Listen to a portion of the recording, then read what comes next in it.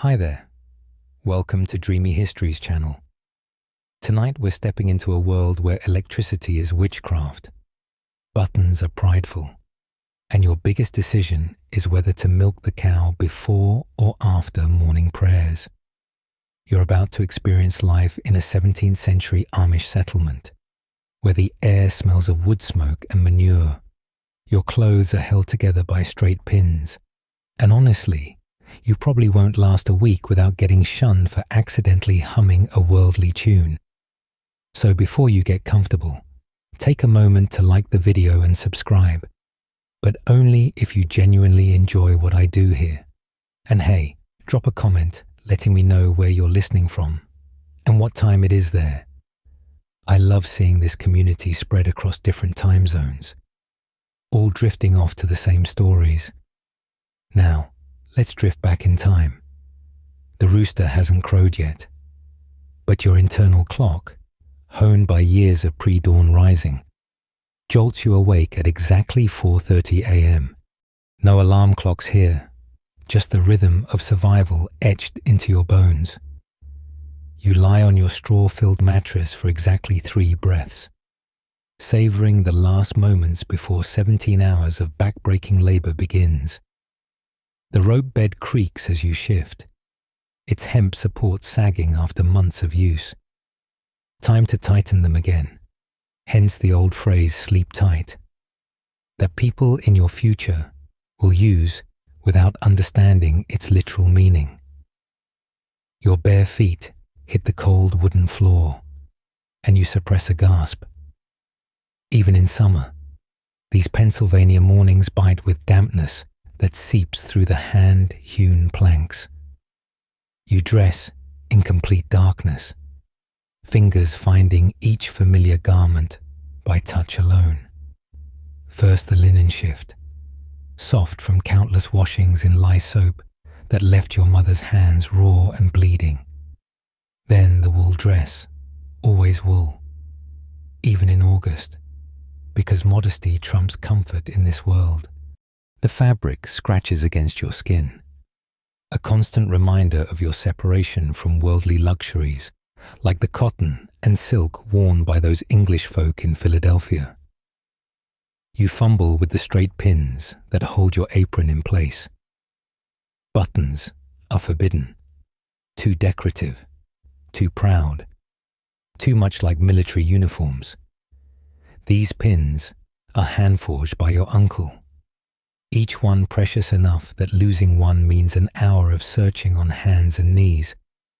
You've seen children beaten for carelessly dropping pins in the hay where they might pierce a horse's hoof or end up in the milk pail. Everything here has consequences. The house stirs around you. Father's heavy footsteps overhead. Your younger siblings whimpering as mother rouses them. No one speaks yet. Not until after morning prayers. This enforced silence creates a strange underwater quality to the dawn preparations, where communication happens through glances and gestures. You've developed an entire vocabulary of eyebrow raises and shoulder shrugs that would mystify outsiders. Downstairs, you light the kitchen fire from last night's carefully banked coals.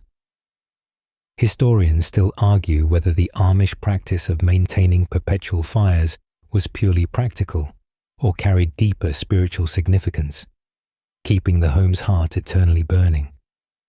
You suspect it's both, plus the very real fear of running out of dry tinder in a November rainstorm. The smoke makes your eyes water as you adjust the damper, a skill that took years to master. Too open and you waste precious wood. Too closed and the house fills with smoke that turns everyone's morning prayers into coughing fits. Your first task is hauling water from the well, 8 trips with the heavy oak bucket to fill the kitchen's needs. Your shoulders already ache, and the sun hasn't even considered rising yet. Each trip means cranking the windlass, listening to the rope groan and praying it doesn't snap and send the bucket plummeting into the depths. Replacing that rope means someone descending into the well's darkness. And last year, Jacob Miller suffocated down there when bad air collected at the bottom. The English call it black damp, but your people know it as another test from God. The kitchen fills with bodies as your family assembles for morning prayers.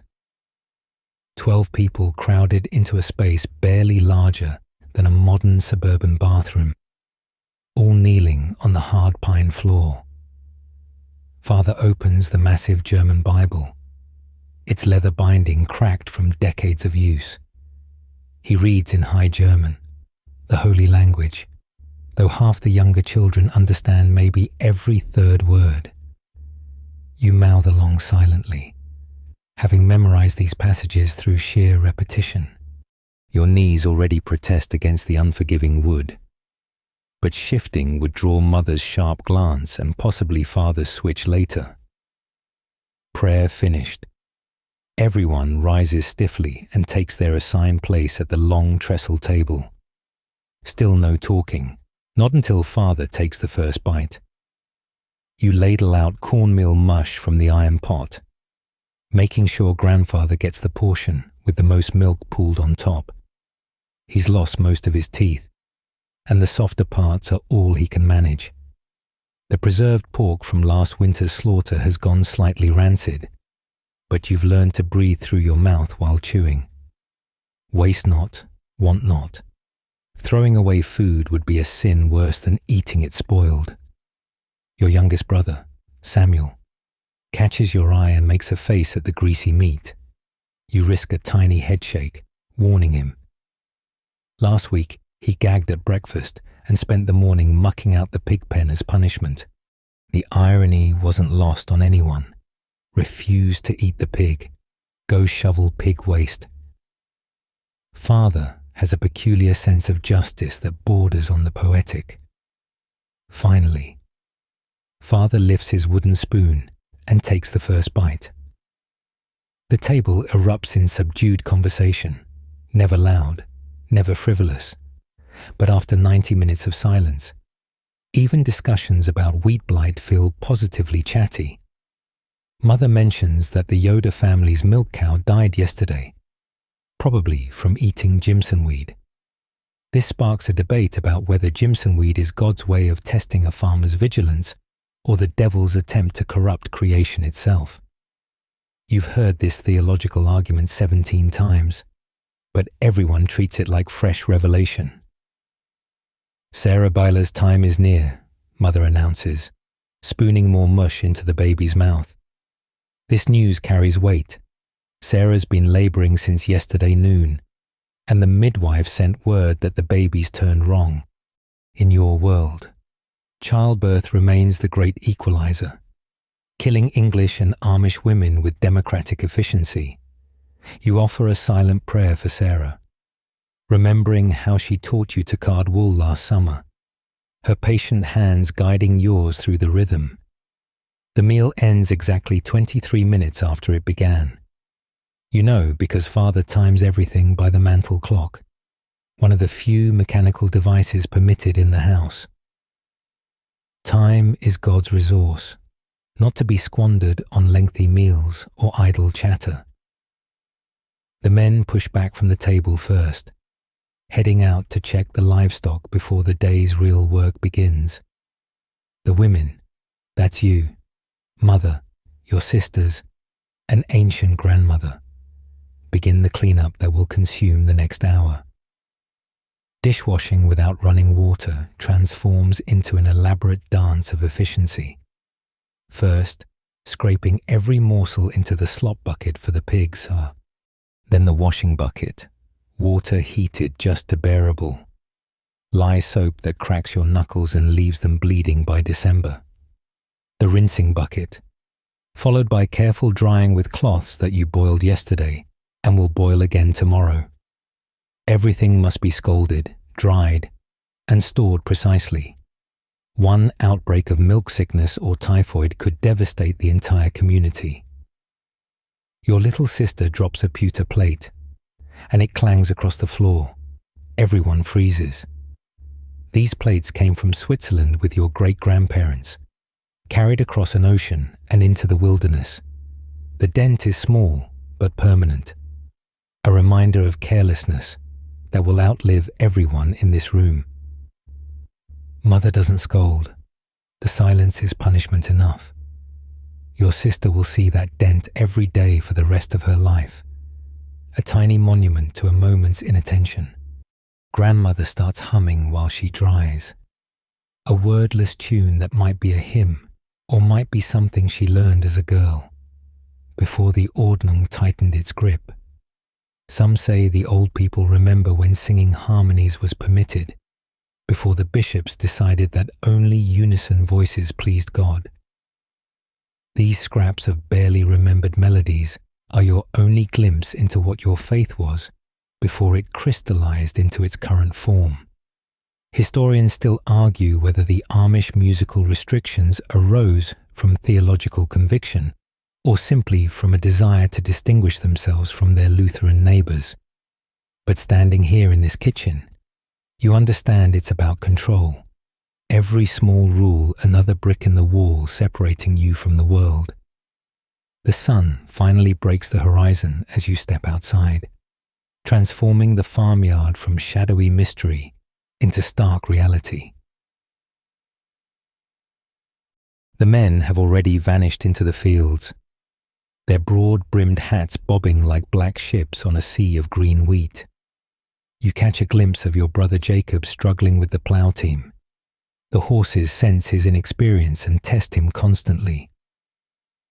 At 14, he should have mastered this by now, but some boys take longer to earn the animal's respect.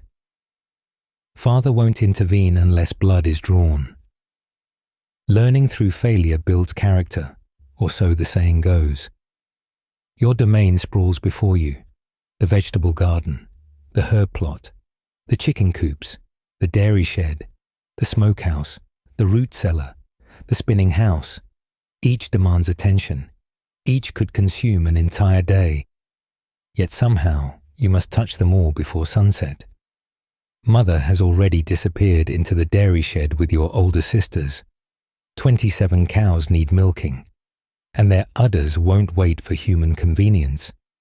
That leaves you with the garden, where weeds grow with supernatural enthusiasm. You tie your bonnet strings tighter and wade into the bean rows. The morning dew soaks through your skirts immediately, adding pounds of water weight that you'll drag around until midday. Your bare feet sink into soil enriched by generations of manure and compost.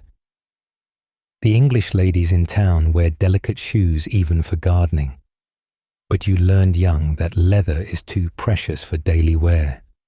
Besides, feeling the earth between your toes tells you things, where the ground's too compacted, where the moles have been tunneling, where the soil stays too wet. The beans climb their poles with aggressive determination, but so do the morning glories, bindweed, and wild cucumber vines. You wage war with your bare hands, ripping out invaders while sparing the crops. It's delicate work. One careless yank could uproot an entire bean plant. Your fingernails are permanently stained green-black from this work, marked as clearly as any wedding ring. Not that you wear a ring, another worldly vanity forbidden by the Ordnung. A shadow falls across the garden. Hannah Zook stands at the fence, her face grave beneath her black bonnet. "Have you heard about the Englishman's offer?" she asks without preamble. Your people don't waste words on pleasantries. You shake your head, though your stomach tightens.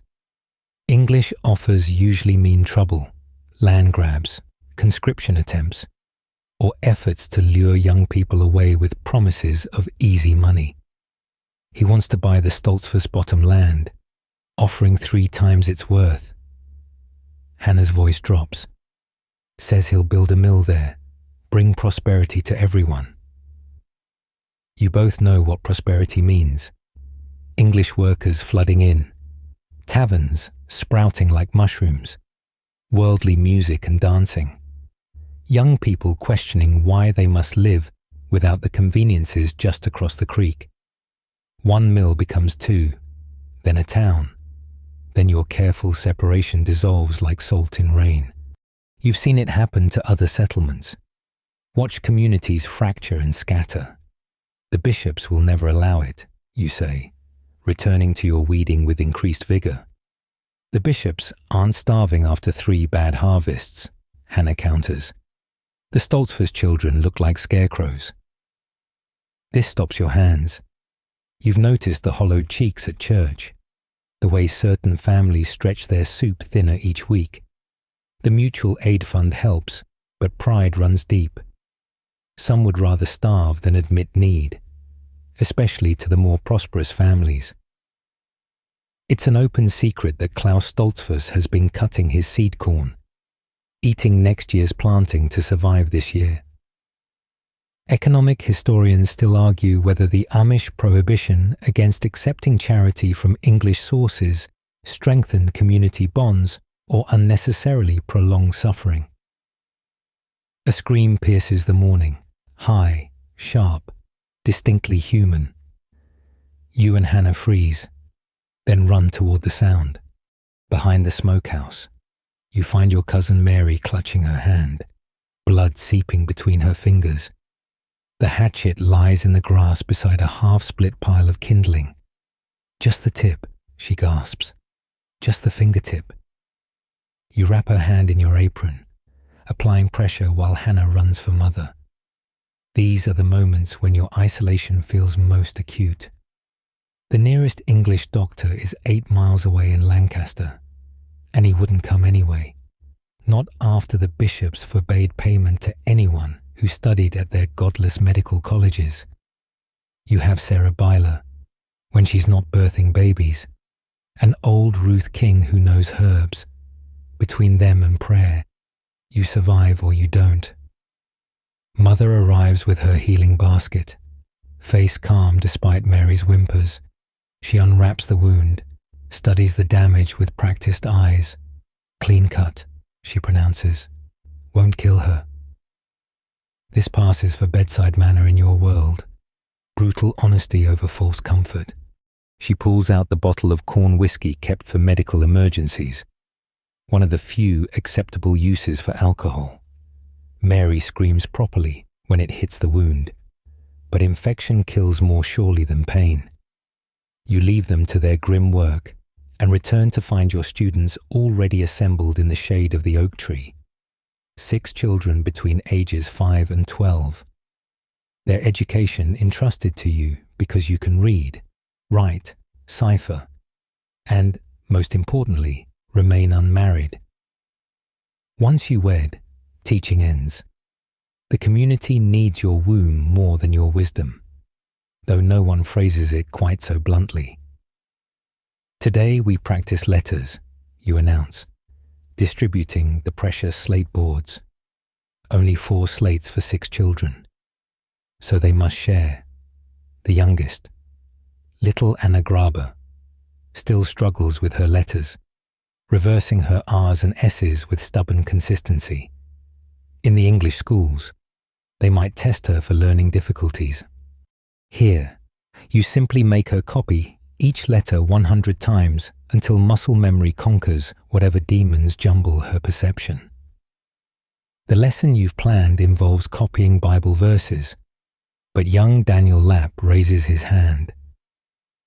My father says letters are prideful, says we should only learn enough to read the good book. This old argument surfaces regularly. The conservative faction believes too much education leads to questioning, and questioning leads to apostasy.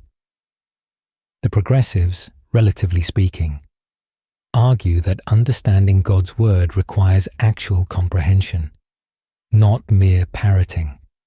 You navigate this carefully, knowing that parents review every lesson through their children's reports. Your father reads the Martyr's Mirror, doesn't he? You ask. Daniel nods. Those stories were written by educated men who witnessed truth.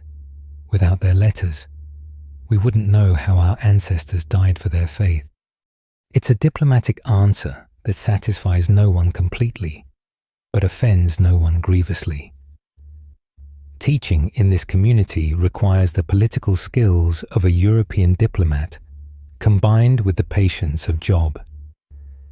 You set them to copying Proverbs 22:6. Train up a child in the way he should go, while privately wondering if the way includes barely functional literacy. Mathematics comes next, and here the children show more enthusiasm. Numbers have practical application, measuring feed, calculating acreage, figuring profit margins at market. Even the most conservative elder can't argue against arithmetic. You pose problems based on real situations. If a chicken lays 5 eggs per week and you have 17 chickens, but the fox kills 3, how many eggs will you gather in a month? Thomas Yoder, age 10 and sharp as a tack, figures it faster than the others.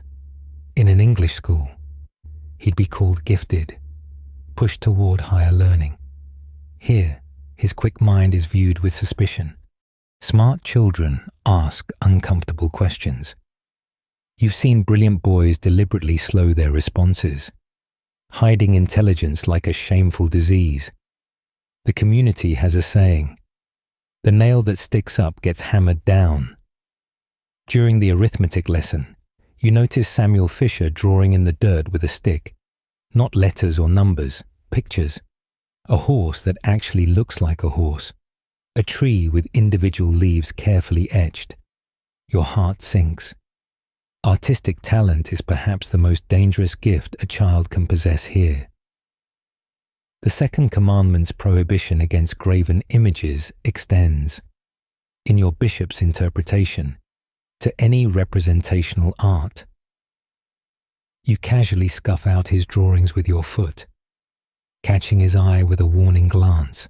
Later, privately, you'll have to explain why God gave him this ability, only to forbid its use. A theological knot you've never successfully untangled. The sun climbs higher, and the children grow restless. You release them for their midday meal but keep Thomas back. You finish the problems quickly, you observe. He shuffles his feet. "I'm sorry, I'll work slower." "No." You choose your words carefully. God gave you a swift mind. Use it wisely. Help the younger ones without making them feel small. He brightens slightly, then asks the question you've dreaded. "Teacher, why can't I read books besides the Bible and Martha's Mirror?" Jonas King says his English friend has books about the stars, about how bodies work, about lands across the sea. You feel the familiar tightness in your chest, the collision between curiosity and constraint. Historians still argue whether Amish educational restrictions were primarily about maintaining cultural boundaries or preventing challenges to religious authority. Standing here, facing this hungry young mind, you suspect it's both and neither. It's about fear. Fear that knowledge leads to pride. Pride leads to independence. And independence leads to empty pews and scattered families. The noon sun beats down mercilessly as you make your way to the main house. Your students have scattered to their own family meals, leaving you to contemplate Thomas's question. You find the men already assembled at the outdoor tables during harvest season. It's faster to eat in the fields than trek back to the house. The women serve in shifts, running barefoot across the stubble with baskets of bread and jugs of water. You help distribute the meal, thick slices of brown bread, crumbly cheese that's seen better days, slabs of cold bacon, pickled cabbage, and apple butter. The men eat with mechanical efficiency, barely tasting. Food is fuel, nothing more. You notice Father favoring his right side, his back again, though he'll never admit it. At 53, he's ancient by farmer standards, held together by stubbornness and prayer. The Englishman's mill offer dominates the mealtime conversation. Apparently, he sweetened the deal, not just payment for the land, but jobs for Amish men. promises to respect the Sabbath, even a percentage of profits to the community fund. It sounds too generous, which makes everyone more suspicious. The English never give something for nothing. He wants our water, old Johannes declares, spraying breadcrumbs.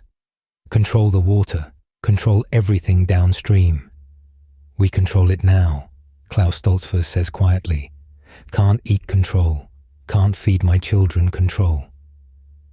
The tension crackles between the two men. Johannes owns 300 acres of prime bottom land. Klaus struggles with 40 acres of hillside rock. Easy to preach about resistance when your barn is full. This economic divide within the community, something the English assume doesn't exist, threatens unity more than any outside force. You escape the brewing argument to help with cleanup. In the kitchen, you find your sister Ruth crying silently into the dishwater. At 19, she should be married, but her intended died last winter of lung fever. Now she faces the horrible choice: marry his younger brother, who everyone knows is simple-minded, or remain a spinster burden. The community practices a loose form of levirate marriage, not required, but strongly encouraged. Keep property and bloodlines within the faith. Benjamin King's been asking about you. You mention carefully. Ruth's tears flow harder. Benjamin is 47, widowed with 9 children. A good man, but old enough to be her father. She'd go from maiden to mother overnight, raising another woman's brood while bearing her own until her body gives out. You've seen it happen. Young women aged into crones by their 30s, backs bent from carrying babies and laundry and firewood and water and the weight of everyone's expectations. The afternoon rest period is a blessed relief. For exactly 20 minutes, the farm falls silent. Even the animals seem to understand this sacred pause. You lie in the shade, letting your sweat-soaked dress dry in the breeze. Your muscles throb in places you didn't know existed. A lifetime of this labor has reshaped your body. Hands broad as a man's, shoulders that could carry a yearling calf, feet tough as leather. The English women in town, with their soft white hands and corseted waists, look like different species entirely. A distant rumble breaks the peace. Thunder, though the sky remains clear. Weather changes fast here, rolling off the mountains with biblical fury. You'll need to work faster to beat the storm. Everyone rises without signal. Rest period over. The afternoon's labor's beckoning. The men head back to the fields while you turn toward the spring house. Butter won't churn itself, and the morning's milk has cooled enough to work. The spring house stays cool even in August, built over a natural spring that bubbles up from limestone depths. You love this building, the only place on the farm where you can work in blessed coolness. The butter churn waits, a massive wooden barrel with a plunger that takes your full body weight to operate. You pour in the cream, thick and yellow from cows fed on summer grass, and begin the rhythmic pumping, up and down, meditation through motion. Your mind wanders to Sarah Byler, still laboring since yesterday. First babies are always hardest, but this seems excessive. You've heard whispers that the baby might be breech, might be stuck, might already be dead. Without proper medical help, mother and child exist at God's mercy. Some historians argue the Amish population exploded not from higher birth rates, but from their eventual grudging acceptance of midwifery training. But that's still decades away. For now, Sarah suffers with only prayer and Sarah King's herb knowledge. The cream begins to break, tiny butter globules forming in the buttermilk. You pump harder, willing it to come together. Everything takes so much effort here, so much physical labor for such small rewards. That English mill could power a dozen churns, make butter enough for the whole county in the time it takes you to produce a few pounds. Progress, they call it. But what they don't understand is that the effort is the point. Easy butter might taste the same, but it wouldn't feed the soul. Thunder rumbles closer as you work the butter, washing it repeatedly in cold spring water until the liquid runs clear. Any remaining buttermilk will spoil the batch within days. Your forearms burn from the kneading, working salt into the pale mass with wooden paddles. This batch is for market. It needs to be perfect. The English housewives pay well for Amish butter, claiming it tastes better than store-bought. You suspect it's mostly the novelty of buying from bonneted women that adds flavour.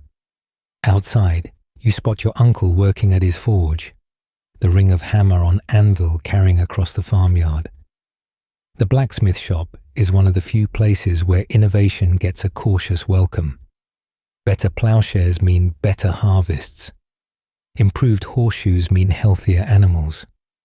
Uncle Thomas has even been experimenting with a new harrow design, though he's careful to call it adjusting rather than inventing. Pride goeth before a fall, especially pride in creation. You carry the finished butter to the root cellar, descending into earth-scented darkness. The shelves groan with preserved food, hundreds of glass jars filled with everything from green beans to pork chunks floating in their own fat.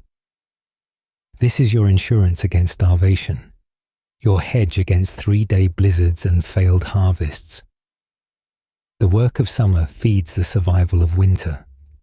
You count jars automatically, a habit born from years of calculating whether there's enough to last until spring.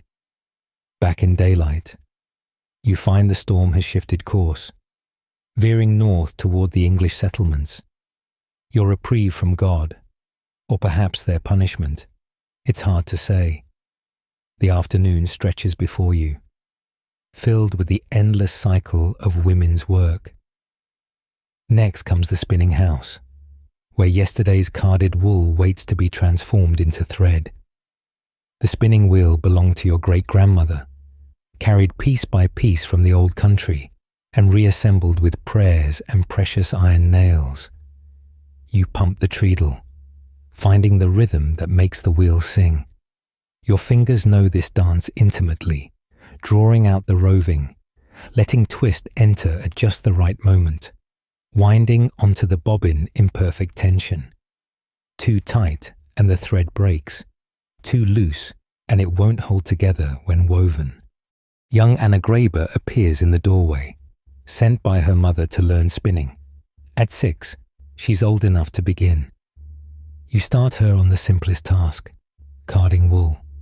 She struggles with the heavy cards, trying to pull them in opposite directions. Her small hands can barely grip the handles, but starting young means the skill becomes instinct rather than effort. Like petting a cat, you tell her, demonstrating the gentle brushing motion. The wool wants to line up straight. You're just helping it remember how. She nods solemnly, attacking the task with fresh determination. You remember your own first spinning lesson, crying with frustration as the thread broke again and again. Mother had no patience for tears. Crying won't spin wool, she'd said, leaving you to figure it out alone. You try to be gentler with Anna, remembering that kindness and learning aren't mutually exclusive, whatever the bishops might preach. Through the window, you watch the men bringing in equipment from the fields. The storm might have passed, but those black clouds promise evening rain. Everything metal must be oiled. Everything leather must be treated. Everything wooden must be stored under cover. A single lazy evening could mean rust, rot, and ruin. The English marvel at how long Amish equipment lasts, not understanding that it's preservation born of poverty.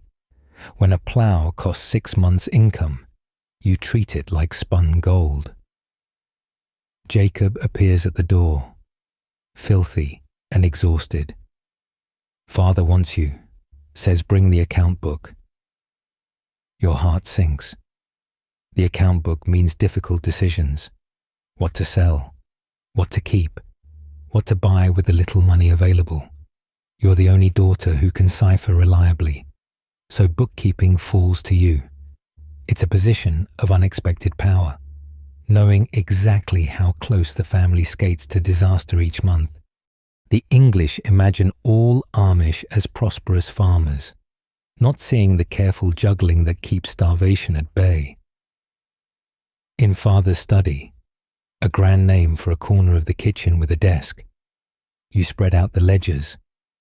The numbers tell a grim story. Feed costs up, milk prices down, doctor bills for grandmother's failing health eating into savings. Father's face remains stoic as you work through the arithmetic, but you see his jaw tighten at each subtraction. The Englishman's offer, he says finally. We could lease the bottom field, not sell, lease, keep ownership but take his money. You know he's not really asking your opinion, just thinking aloud. But the numbers don't lie. Without something changing, you'll be eating seed corn by February. Historians still argue whether the Amish economic survival came from their farming skill or their willingness to bend rules when absolutely necessary. Sitting here with these damning figures, you understand it was both. Principles are easier to maintain on a full stomach. The next morning brings news that Sarah Byler delivered a stillborn son after 40 hours of labor. You hear it from your mother, who heard it from Ruth King, who was there for the final. Terrible hours. The baby's cord was wrapped twice around his neck, nothing anyone could have done, though that won't stop Sarah from blaming herself until her dying day. You'll visit later with the other women, bringing food she won't eat and comfort she won't accept. But first, today brings something rare, a barn raising at the Zimmerman farm. Their old barn collapsed in last month's storm, and the community has gathered materials for the replacement. You load the wagon before dawn, baskets of food, jugs of water, bandages for the inevitable injuries. Father and the boys have already left with tools and expertise. Barn raisings are the closest thing to a holiday your people allow, combining necessary work with social opportunity. The Zimmerman farmyard swarms with activity when you arrive. 60 men have assembled, divided into crews with military precision. The foundation was laid yesterday. Today they'll erect the entire structure before sunset. You've seen this dance dozens of times, but it still amazes how individual chaos becomes collective poetry when everyone knows their role. The women establish their own battlefield in the outdoor kitchen. 3 fires burn, tended by the youngest girls.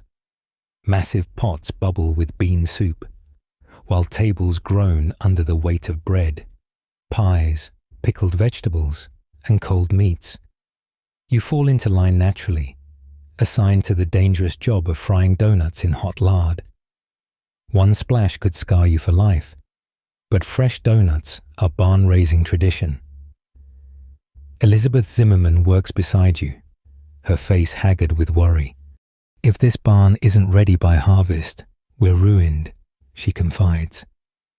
Their temporary shelter barely protects the animals, let alone the coming grain harvest. One family's disaster becomes everyone's emergency, the mutual aid that keeps your community alive. You watch the men work while managing your bubbling pot. They've divided into the framers, the raisers, and the nailers. The framers assemble massive beams on the ground, each joint cut with mathematical precision. No metal brackets or modern fasteners, just wood joined to wood with techniques older than memory. Your brother Jacob struggles with a particularly stubborn mortise and tenon joint. his face red with effort and embarrassment. The first bent, the assembled frame of one wall, is ready to raise. This is the dangerous part. 40 men position themselves along the beam, waiting for the master carpenter's signal. Heave! They grunt in unison, muscles straining against gravity and physics.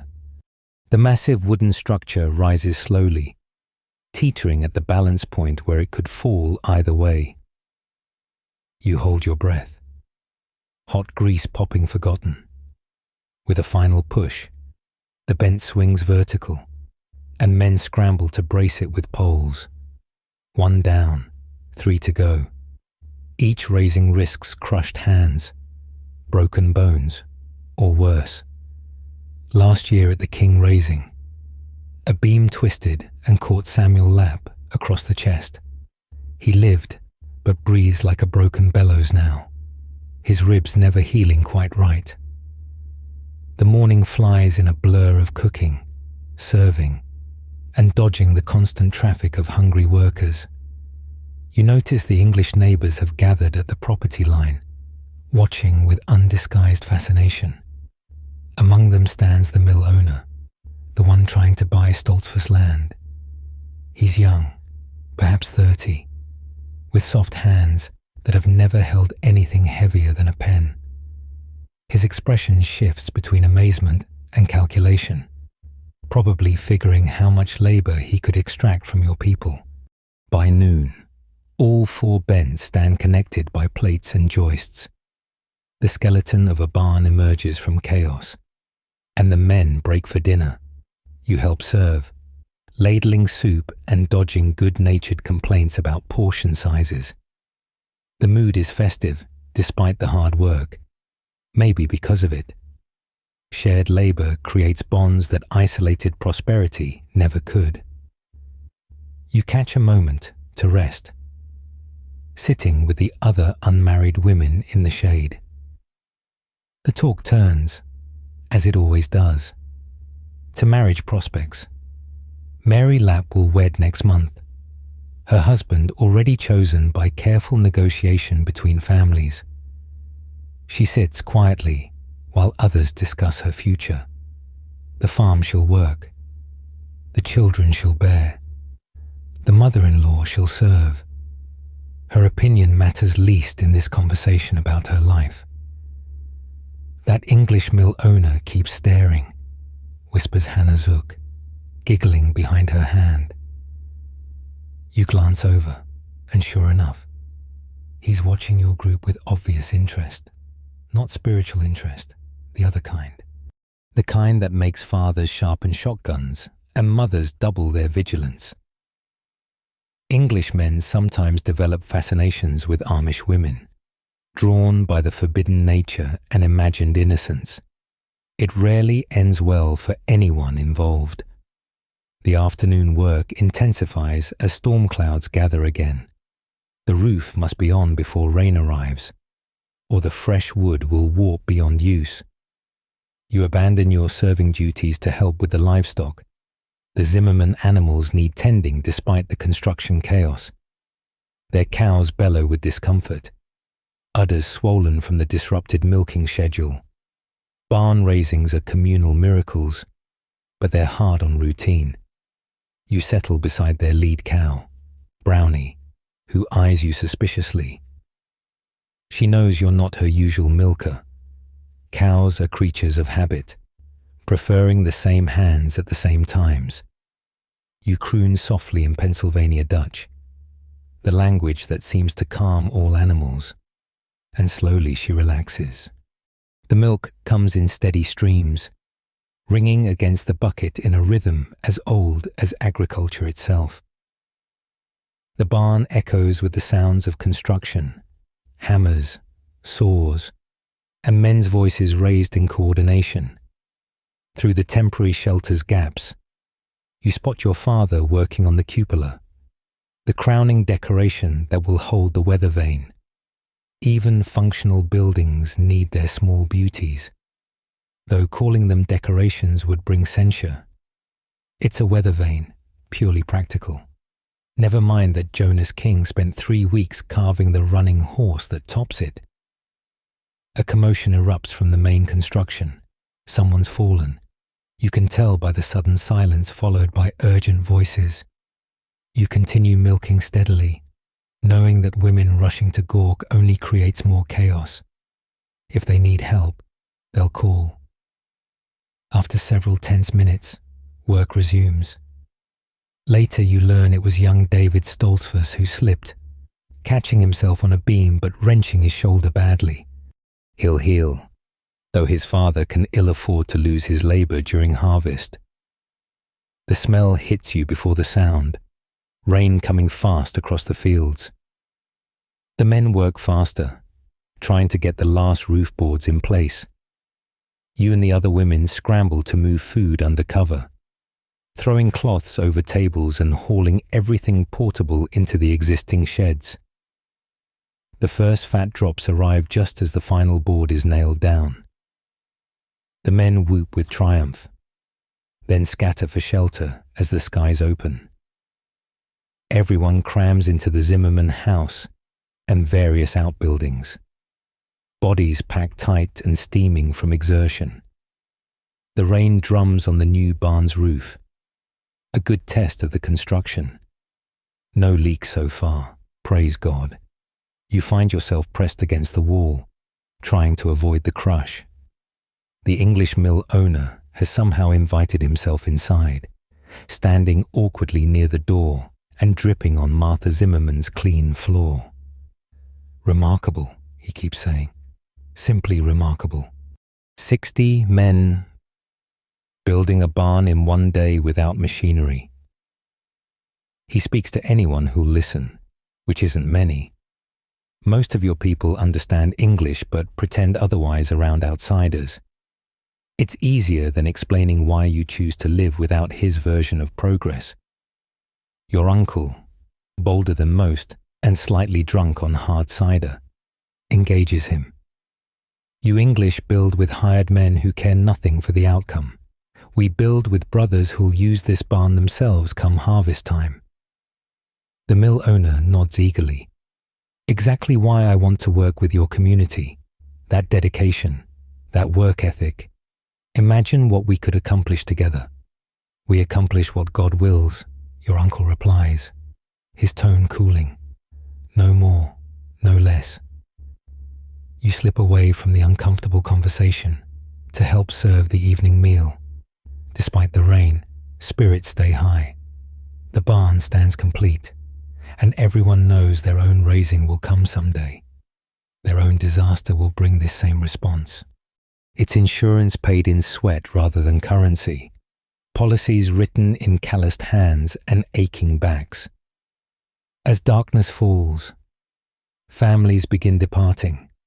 The rain has passed, leaving everything fresh and cool. You help load your family's wagon, muscles protesting after the long day. Young Anna Graber runs up, pressing something into your hand, a small wooden carving of a sheep, obviously whittled with a child's crude skill. For teaching me spinning, she whispers, then flees before you can respond. You pocket the forbidden graven image, knowing you should burn it, but unable to destroy her first attempt at creation. These small rebellions accumulate in hidden drawers across the settlement. Pressed flowers, sketch pictures, carved animals, evidence that the human need for beauty survives even the strictest prohibition. The ride home passes in exhausted silence. The wagon rocks over muddy ruts while you fight to keep your eyes open. Tomorrow brings the usual routine: milking, gardening, cooking, cleaning, the endless cycle of survival. But tonight, you've been part of something larger.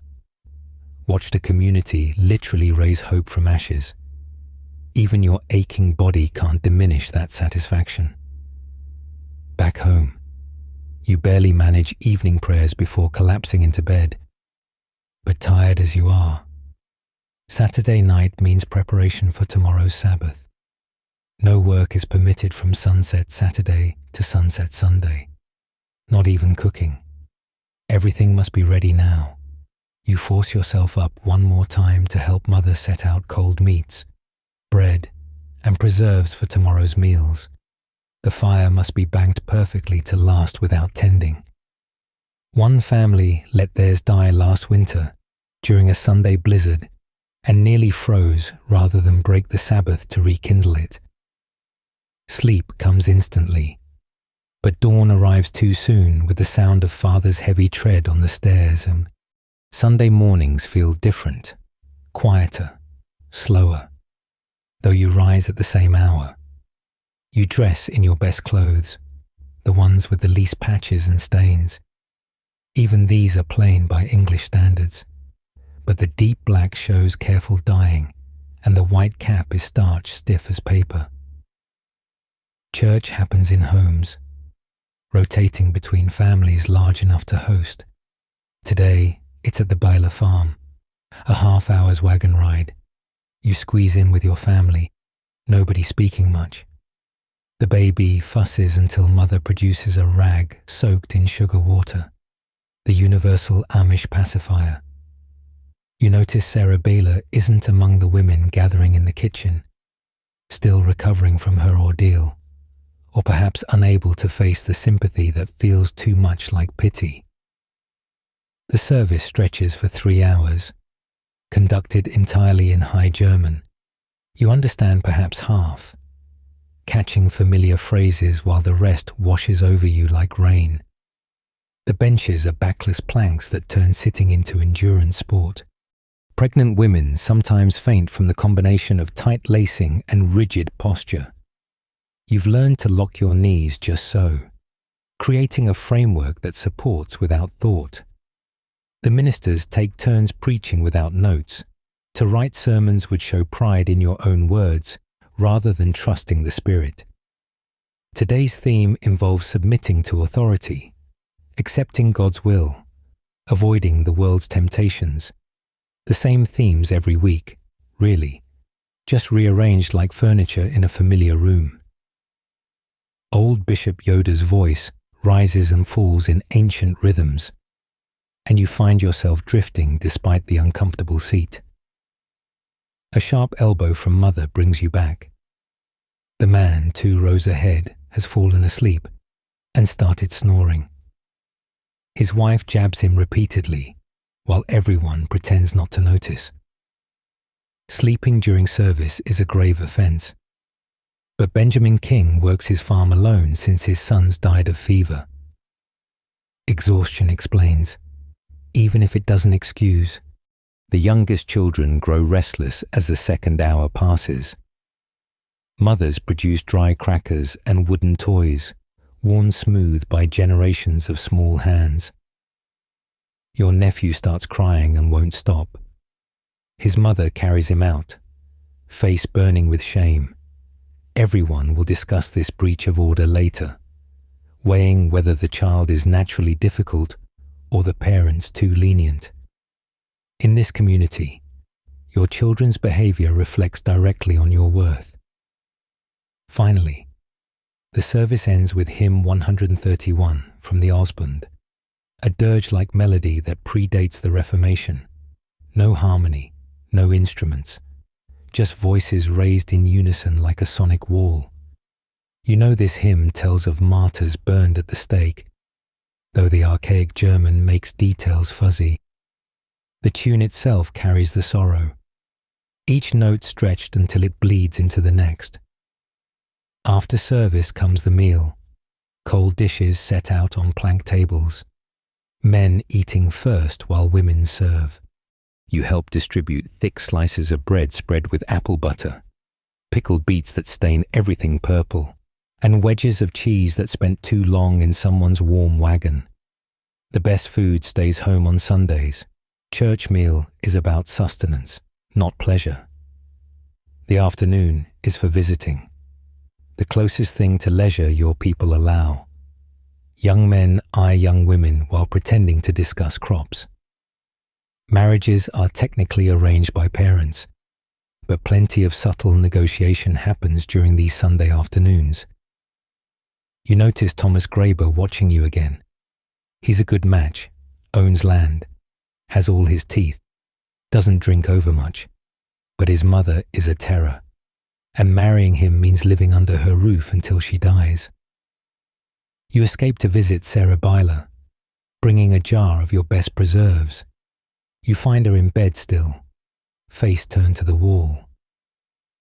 The room smells of grief, unwashed bodies, old blood, and that particular staleness of spaces where hope has died. She doesn't acknowledge your presence, but you sit anyway. Speaking of nothing important, sometimes the best comfort is just proving someone isn't alone. Her mother-in-law hovers nearby, lips pursed with disapproval.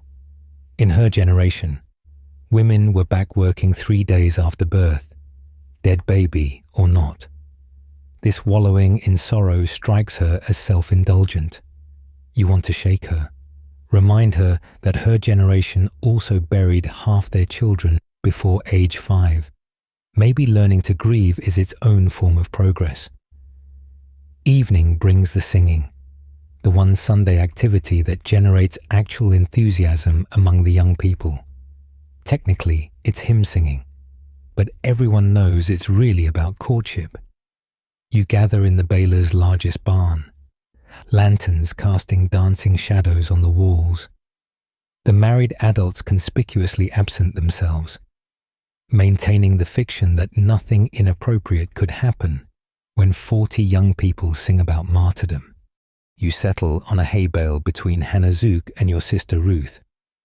Across the circle, the young men posture and preen as much as plain clothes allow. Someone starts hymn 47, a slightly faster tune that won't put everyone to sleep. Voices blend and separate, and despite the ban on harmony, subtle variations creep in. The rebels among you sing just a half tone off, creating accidental harmonies that technically don't violate the letter of the law. During the third hymn, Thomas Graeber moves to sit behind you, not next to, that would be too forward, but close enough that you catch his scent of hay and honest sweat. This is how courtship begins, with proximity disguised as coincidence. Next week he might sit beside you. The week after, he could offer to drive you home. These negotiations move slower than molasses but eventually reach their destination. The barn door creaks open, and everyone tenses. But it's just David Stoltzfus, late from evening milking. His shoulder is bound from yesterday's fall, and he moves carefully to avoid jostling it. He settles near Mary Lapp, who pretends not to notice while definitely noticing. Her wedding is next month to someone else, but hearts don't always align with parental contracts. Between hymns, conversation flows in careful channels. The boys discuss tomorrow's haying. The girls compare preservation techniques. Everyone avoids anything resembling actual feelings, but undercurrents run deep. You catch Elizabeth Miller staring at Jonas King with naked longing. They've been circling each other for 3 years, but his family considers hers too poor. These economic calculations poison more relationships than any English temptation. I heard the mill owner came to your father, Thomas says quietly, his breath warm on your neck. News travels fast in a community this small. You nod without turning. My father thinks it's the beginning of the end. First a mill, then a town, then we're surrounded. Maybe we're already surrounded, you reply, thinking of the English farms pressing closer each year, their strange churches multiplying like mushrooms after rain. Someone suggests hymn 84, one of the truly ancient ones that nobody fully understands. The melody sounds more like a funeral dirge than worship, all minor keys and extended notes. Legend says it was composed in a Swiss prison by an ancestor awaiting execution. True or not, The song carries weight that transcends comprehension. Even the giggling younger teens fall silent during this one. The evening progresses through 20 hymns, each marking time until the real event. Finally, as full darkness falls, the singing ends and the pairing begins. Boys approach girls with studied casualness, offering rides home that happen to take 3 times longer than necessary. It's called bundling night, though nobody speaks the term aloud. The practice horrifies the English when they learn of it. Unmarried couples sharing a bed, fully clothed, with a board between them, supposedly. Thomas clears his throat. I could drive you home, if you need a ride. You consider. Accepting means something. Refusing means something else. Your parents will have opinions either way, but looking at his earnest face, remembering his quick mind with the arithmetic, you nod. My sister rides with us, you add, pulling Ruth into your romantic calculations. Safety in numbers, at least for appearances. Outside, couples separate into various buggies with choreographed efficiency. The married folk will pretend not to notice who rode with whom, maintaining the polite fiction while absolutely keeping track. These rides determine your future more surely than any formal negotiation. By accepting Thomas's offer, you've entered a process that ends in marriage or scandal, with little room between. The night is clear and cold, stars brilliant without competition from any artificial light. Your settlement exists in a pool of darkness, the English electric lights visible on the horizon like earth-bound constellations. Thomas handles the reins competently, navigating the familiar road without need for speech. Ruth huddles in the back, pretending to sleep while definitely not sleeping. Your father's considering the mill offer, Thomas says eventually, not a question. Times are hard. You choose your words carefully. The ledgers don't lie. My family would help. If yours needed, we don't take charity. The words come sharper than intended. Pride might be sin, but it's preferable to pity. He falls silent, and you regret your tone. These economic discussions underlay every marriage negotiation. Can his family absorb yours? Can the combined farm support the inevitable 8 to 12 children? Romance is luxury your people can't afford. Whatever the English romance novels claim, not that you've read any, much, the ride stretches longer than necessary. Thomas taking the creek road that adds 2 miles. Ruth coughs pointedly from the back, but you don't protest. These stolen minutes are the only privacy unmarried couples ever get, chaperoned by a sister who sees everything while pretending blindness. The horse knows the way, leaving Thomas free to speak of things that matter. If we married, he stops, starts again. When we marry, we could build on my father's north field, far enough for privacy, close enough for help with the harvest. Your heart pounds at his presumption. Though you've been expecting this, your mother won't approve. She has her eye on the Yoda girl for you. Better dowry. My mother doesn't have to live with my choice. His hands tighten on the reins. Besides, Mary Yoda simpers, despite everything. You smile.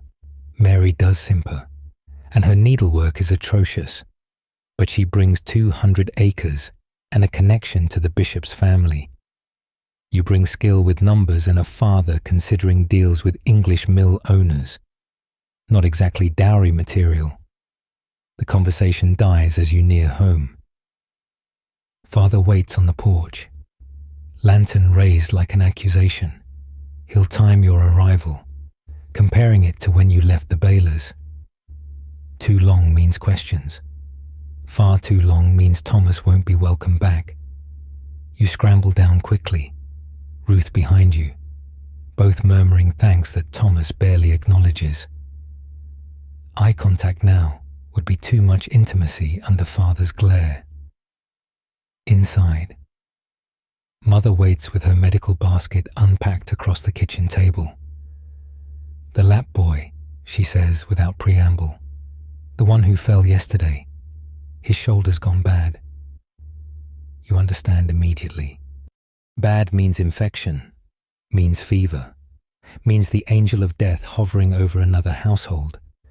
Without English doctors and their medicines, wounds either heal clean or kill you. There's little middle ground. Mother sorts her supplies, willow bark for fever, honey for the wound, alcohol for cleaning. All folk remedies that sometimes work and sometimes don't. Should I come, you ask?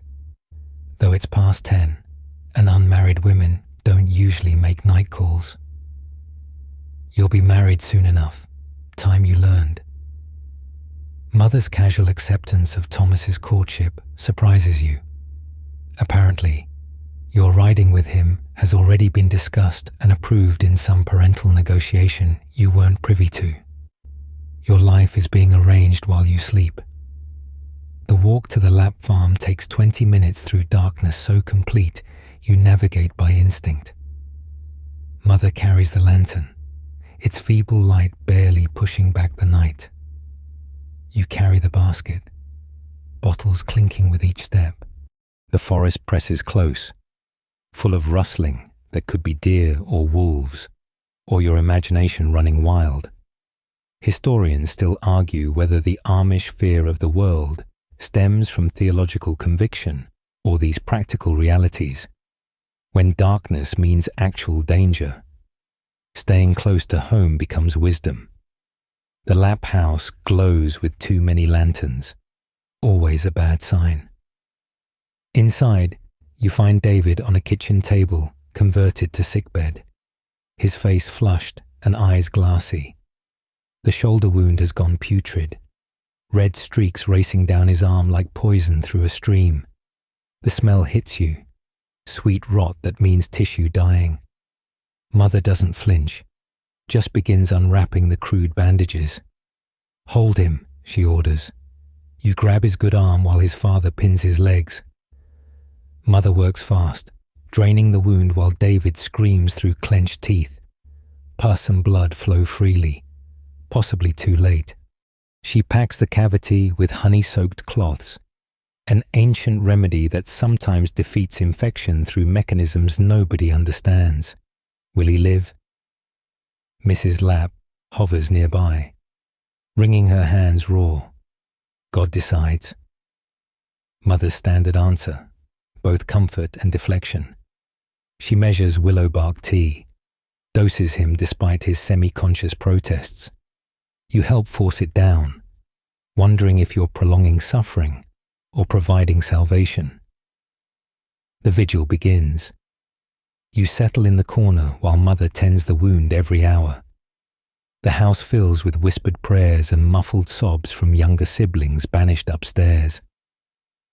David's fever climbs despite the willow bark, and he begins rambling in mixed German and English, calling for his mother and someone named Catherine.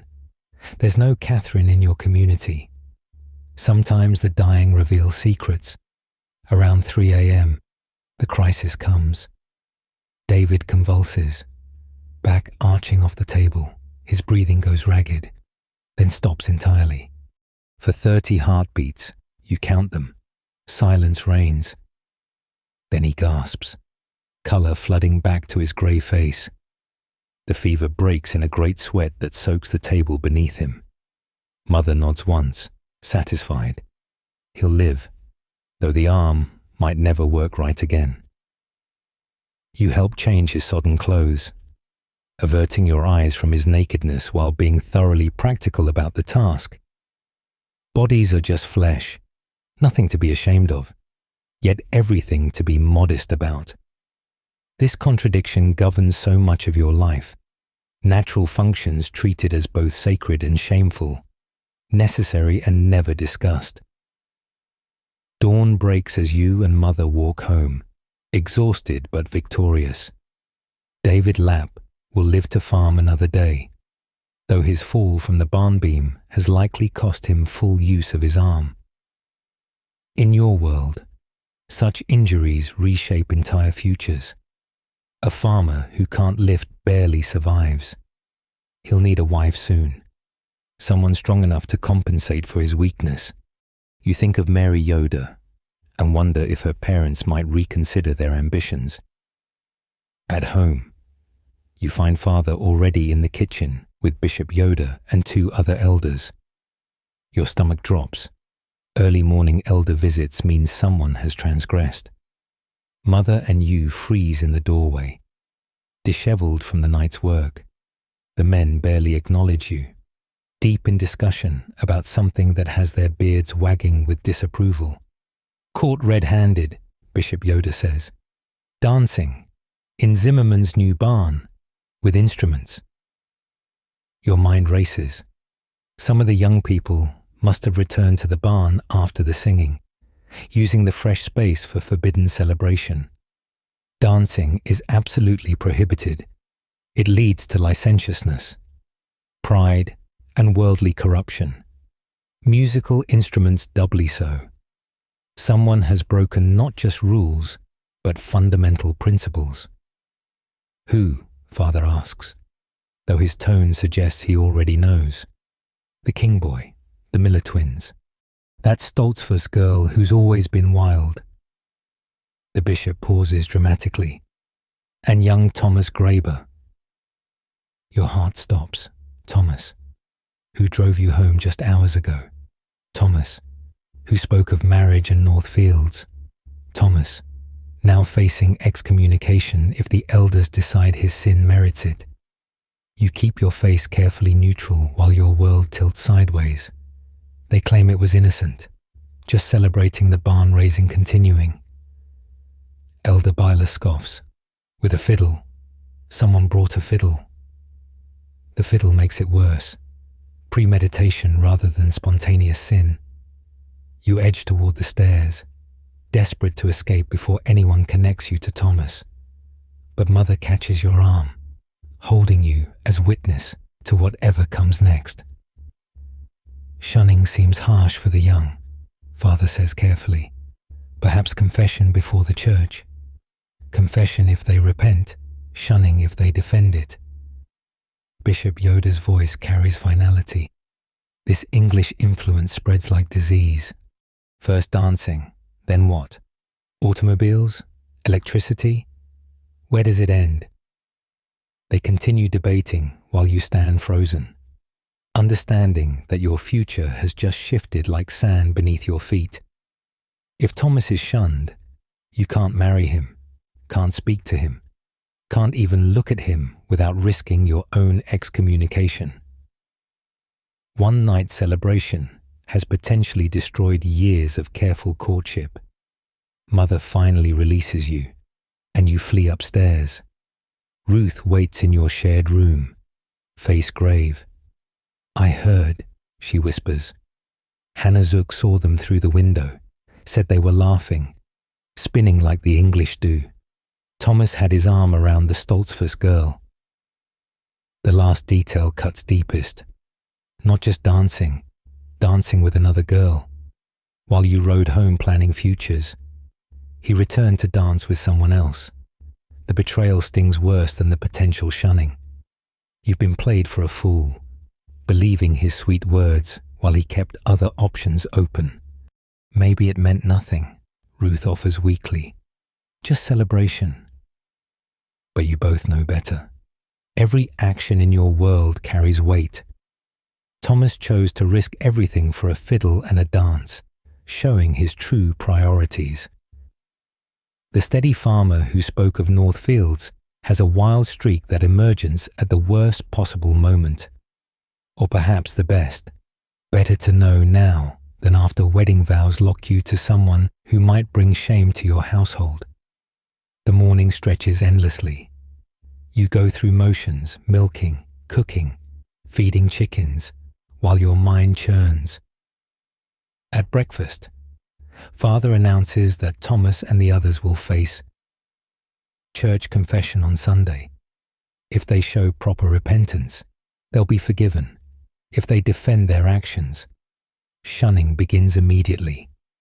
Such foolishness, Mother mutters, stirring porridge with unnecessary violence. That Graber boy seems so steady. You catch Father watching you, his expression unreadable. He knows about last night's ride, probably already calculating alternative matches. The Muller boy just turned 21, inherited his grandfather's farm, not as quick with numbers as Thomas, but solid, boring, safe, the kind who'd never risk everything for a dance. By noon, word has spread through the settlement like wildfire. You can't escape the whispers, the sideways glances, the subtle shift in how people treat you. Not quite shunned by association, but tainted. The girl who almost married the boy who danced. In a community this small, such labels stick forever. Market day arrives with its usual chaos, but you're grateful for the distraction. Loading the wagon before dawn, you carefully pack butter, eggs, preserves, and the quilts your sisters spent all winter stitching. Father decides you should go with Uncle Jonas instead of him, a clear sign that your family needs distance from the scandal. Being seen conducting normal business might help quell the gossip. The road to Lancaster is rutted from recent rains, and Uncle Jonas keeps the horses to a careful walk. Neither of you mentions Thomas or the dancing, though it hangs between you like smoke. Instead, he tells stories of your grandfather's first market trips, when Indians still camped along this road, an English settlement meant a few scattered farms. They thought we were Jews. He chuckles. The beards, the German, keeping to ourselves. Took years before they understood we were Christians, just different ones. Lancaster appears on the horizon, church spires and brick buildings rising from farmland like teeth. The smell hits first, coal smoke, horse droppings, rotting garbage, and underneath it all, the sweet stench of too many humans packed too close. You pull your bonnet forward, already overwhelmed by the assault on senses accustomed to farm life. The market square throbs with activity. English merchants hawk everything from ribbon to rat poison. You help Uncle Jonas set up the stall, arranging goods with practiced efficiency. The butter molds bear your family's mark, a simple star that identifies your products to regular customers. Within minutes, the English housewives descend, eager for authentic Amish goods that they believe taste of simpler times. Is this really churned by hand?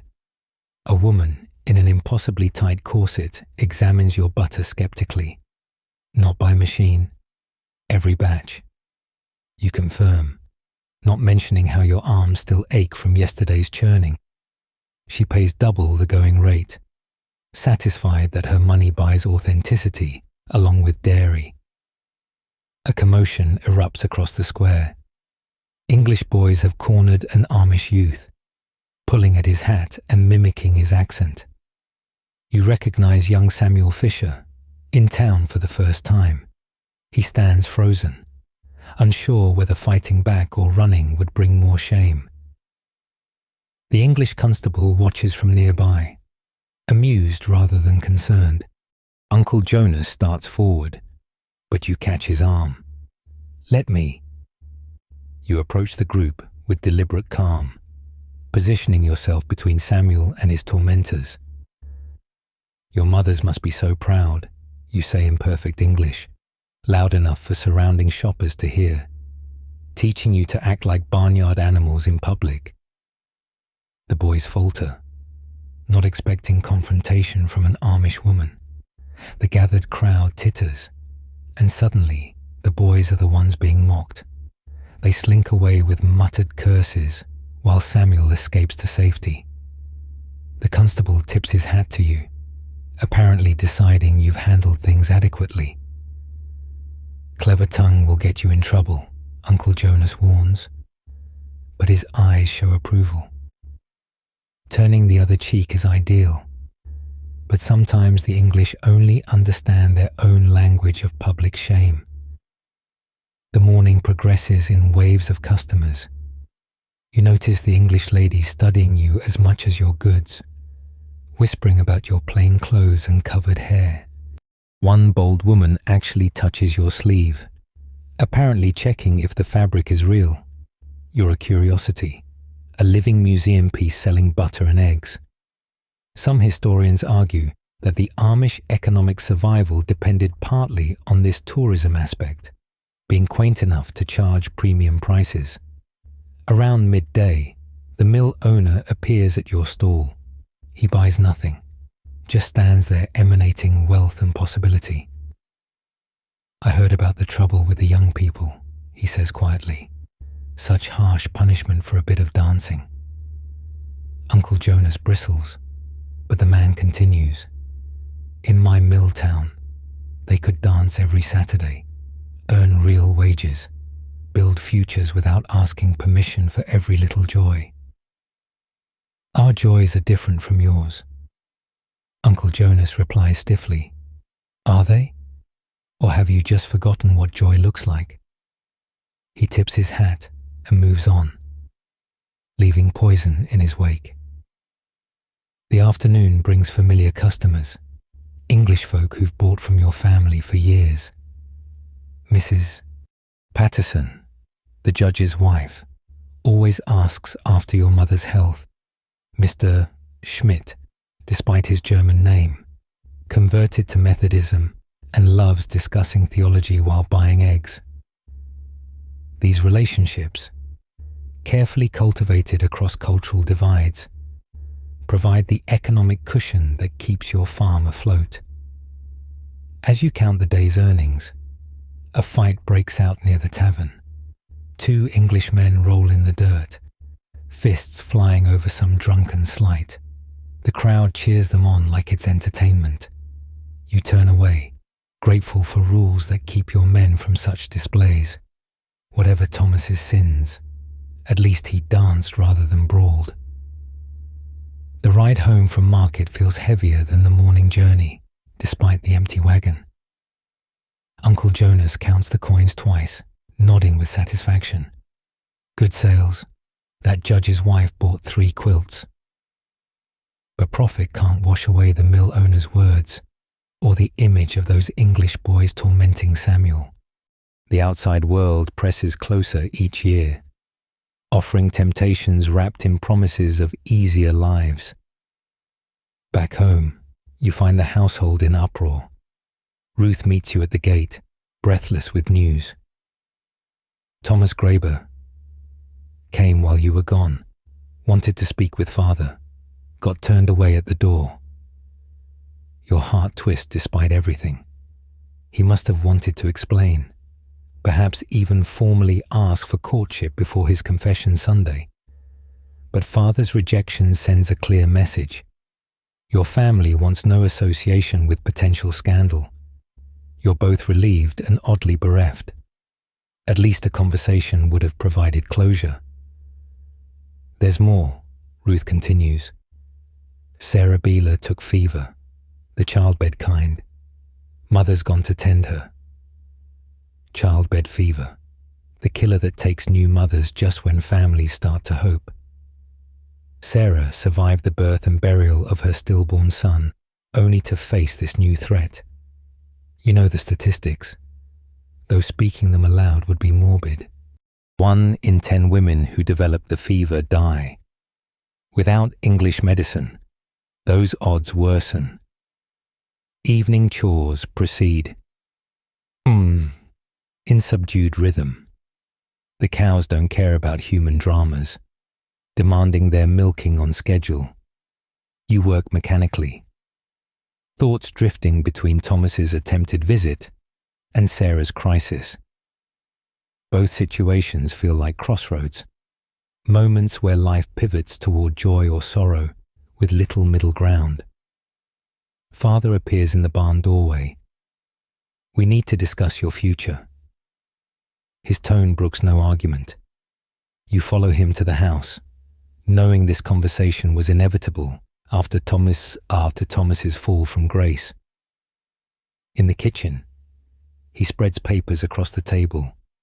Land deeds, bank notices, tax assessments, the farm's financial skeleton laid bare. The English mill owner raised his offer, enough to clear our debts and establish your brothers properly. You're selling? The betrayal cuts deep.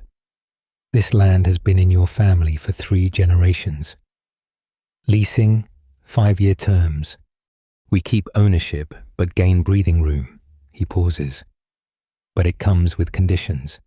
He wants our young people to have the option of mill work, supervised, proper hours, respecting our Sabbath. Claims it's charity. You see the trap immediately. Young people earning cash wages, tasting independence, mingling with English workers daily. Within 5 years, half would probably leave the faith entirely. The mill owner plays a long game, eroding your community through economics rather than direct assault. There's another option, Father continues. The Muller boy needs a wife. His mother approaches yours next week. You could be married by harvest, settled on good land, away from this trouble. The Muller boy, steady, dull, safe. Everything Thomas proved he wasn't. A practical match that would solve multiple problems. Your family gains a solid connection. You escape the taint of scandal, and life proceeds along predictable lines. The thought makes you want to scream. I need time to pray on it. You manage. Father nods. Sunday brings many decisions.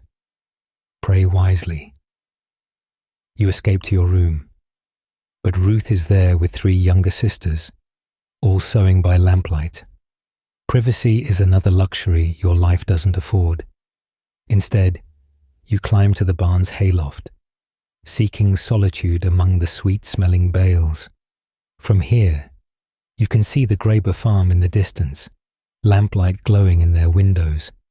Is Thomas there, preparing his confession, planning his defense? Or has he already decided to accept shunning rather than apologize for joy? The sunset paints the sky in shades of judgment, red for sin, purple for penance, gold for redemption maybe.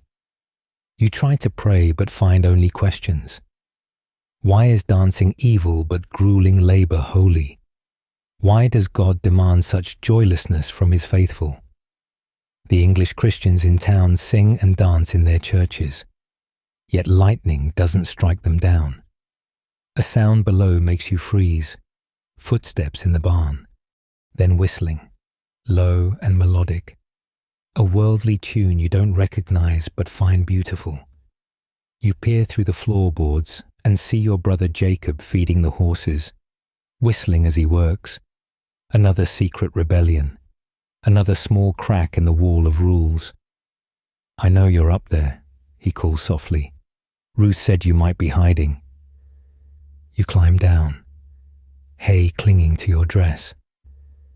Jacob looks older somehow, though he's 4 years younger. The farm ages boys into men faster than nature intended. Would you leave? He asks suddenly. If you could, just leave. The question hangs dangerous between you. Where would I go? What would I do? This is the only life I know.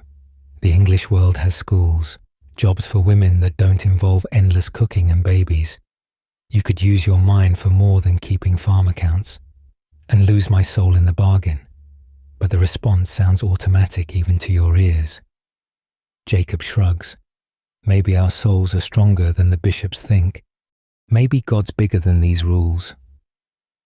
Sunday arrives with the weight of judgment.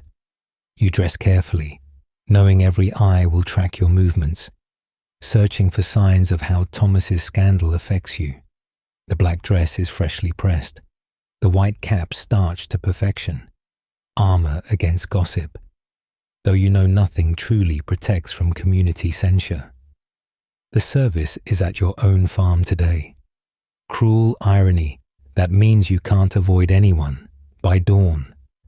Wagons fill the yard as families arrive in their Sabbath best.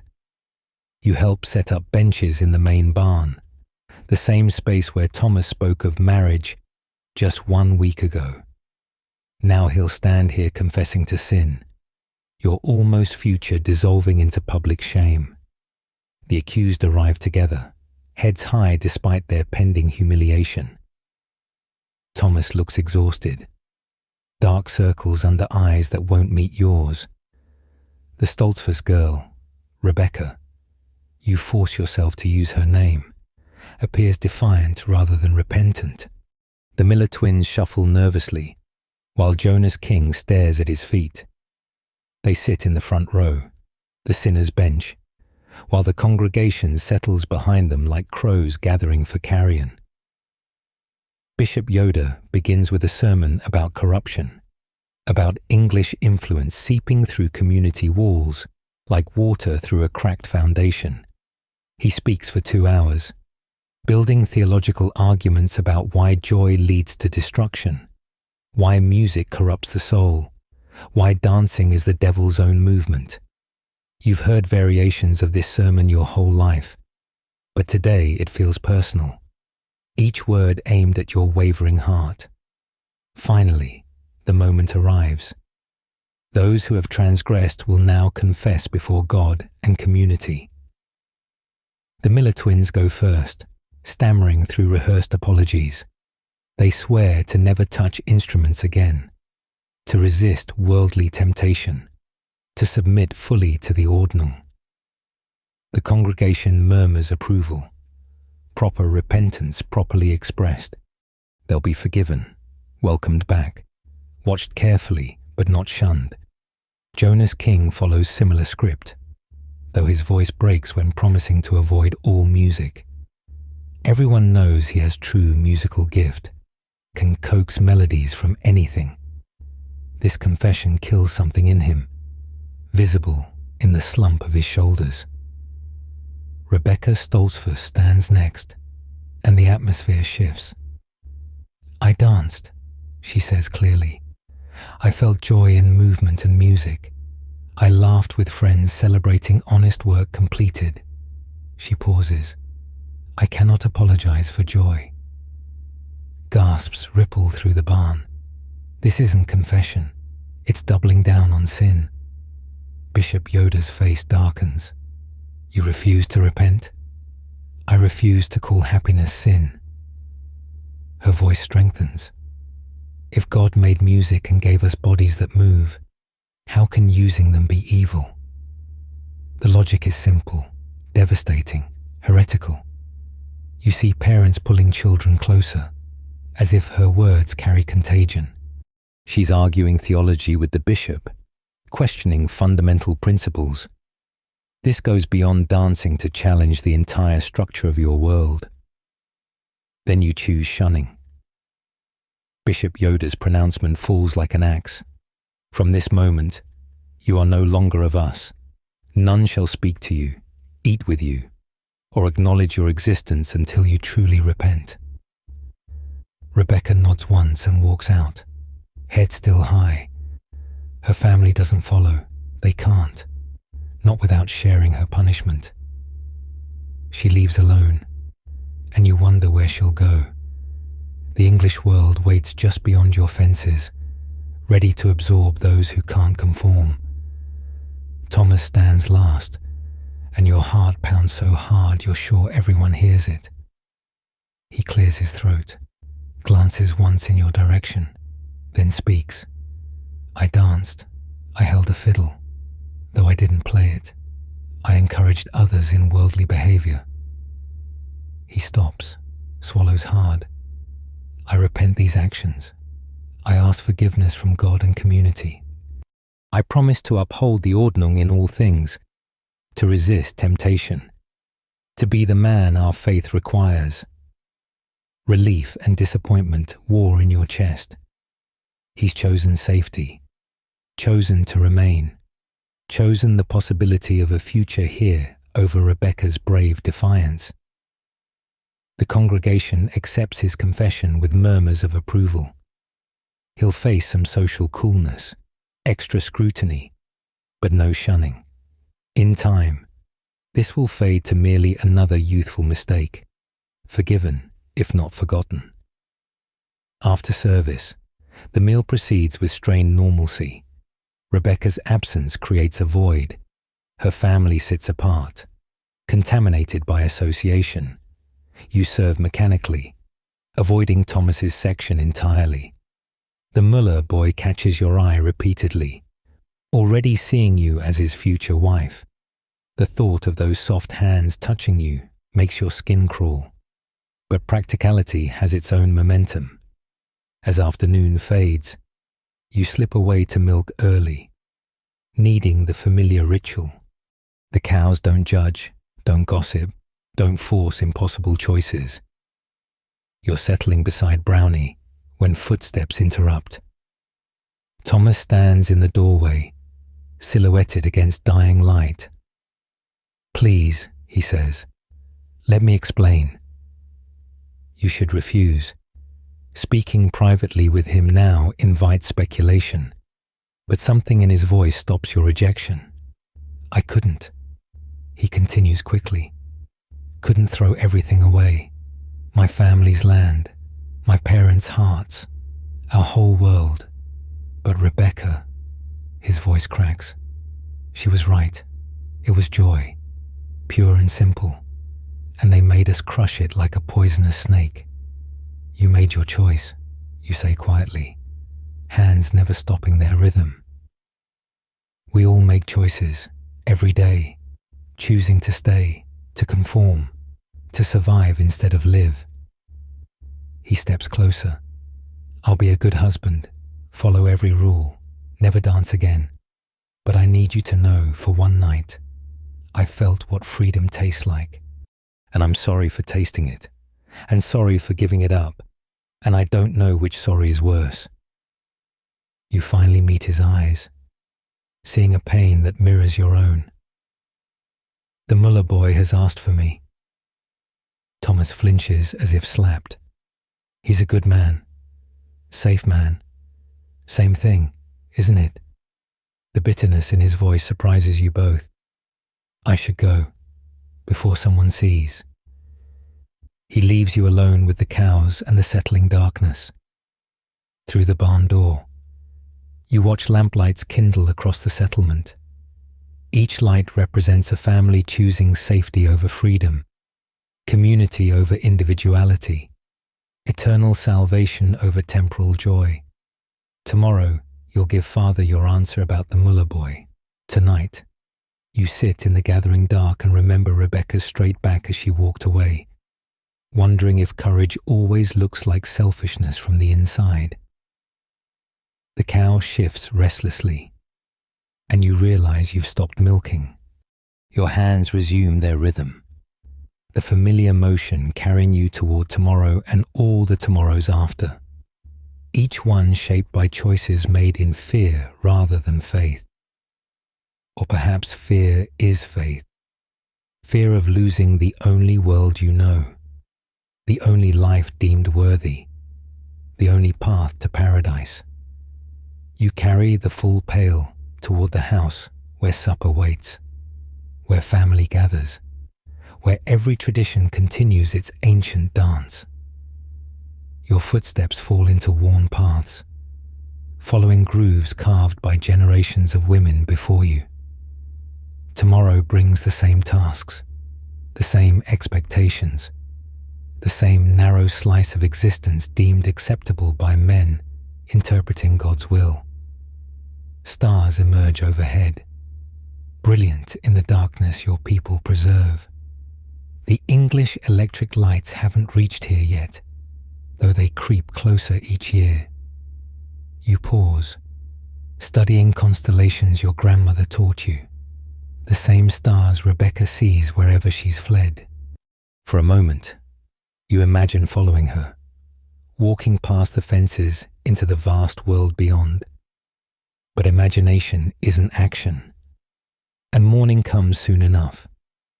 You continue to the house, to duty, to the life scripted before your birth. Behind you, the barn door swings shut with a sound like finality. As you prepare for bed, the evening's final prayers feel heavier than usual. Kneeling beside Ruth, you mouth familiar words while your mind wanders to forbidden places. The candle flickers, casting dancing shadows on the wall. Even light refuses to stay still. You think of Thomas's confession, Rebecca's exile, the mill owner's promises, the Muller boy's soft hands. "Are you well?" Ruth whispers after the others have filed out. You consider lying, but exhaustion wins. "I don't know what well means anymore." She takes your hand, rough from matching work. "Sarah Byler's fever broke. Mother says she'll survive. One small mercy in a day of judgments. Sarah will live to try again, to birth more children who might die, to continue the endless cycle of hope and heartbreak that defines women's existence here." You squeeze Ruth's hand, grateful for this anchor in churning seas. "When will you answer about the Muller boy?" she asks. "Tomorrow, always tomorrow." But tomorrow is really just today wearing different clothes. You blow out the candle and let darkness claim the room. Through thin walls, you hear father's heavy tread, mother's quiet movements, the settling sounds of a house folding into sleep. Your people retire early, rise early, live by rhythms older than memory. Lying still, you catalogue the day's wounds. Thomas choosing safety over principle. Rebecca choosing exile over submission. Your own choice looming like storm clouds. Each path leads somewhere different, but they all lead away from here, from this moment suspended between girl and woman, between faith and doubt. Sleep, when it finally comes, brings dreams of dancing. You spin in darkness to music you've never heard, partnered by shadows that might be Thomas or might be strangers. Your feet know steps nobody taught them, moving in patterns that feel like prayer and sin combined. Somewhere in the dream, Rebecca laughs, free and clear as birdsong. You wake before dawn, as always, but something has shifted. The room looks the same, rough walls, simple furniture, Ruth breathing steadily beside you. Yet everything feels different, as if the world tilted slightly overnight. You dress by touch, fingers finding familiar garments, but even they feel strange. How many more mornings will you wake in this room? How many depend on choices that once seemed impossible, but now loom inevitable? Today you'll tell father about the Muller boy.